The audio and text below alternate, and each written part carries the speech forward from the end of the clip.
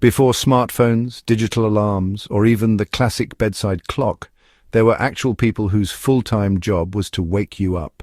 They were called knocker-uppers, and from the mid-1800s to the early 20th century, they were an essential part of everyday life across Britain and Ireland.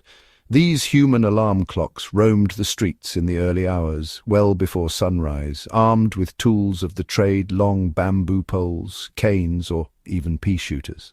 Their job? To knock on the windows of clients who needed to get to work, factory workers, mill hands, dock labourers, people who couldn't afford to be late. For people who lived on the ground floor, a good thump on the glass would do the trick. But for those living higher up, knocker-uppers had to get creative. They'd aim pea-shooters at your window, yes, literally shooting dried peas or small stones to get your attention. This wasn't just a quirky side gig. It was a real job.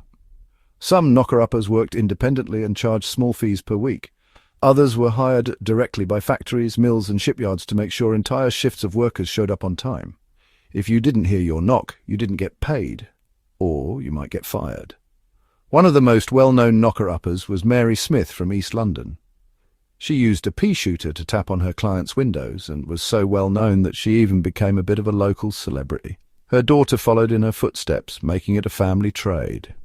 You might think it's an outdated idea, but think about it. These people had to remember dozens of clients' schedules, know which windows to hit, and show up precisely on time without missing a beat.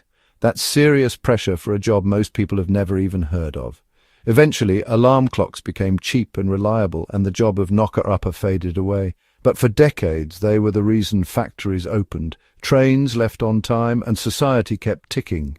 They were human alarms, walking the streets before dawn, making sure the world woke up.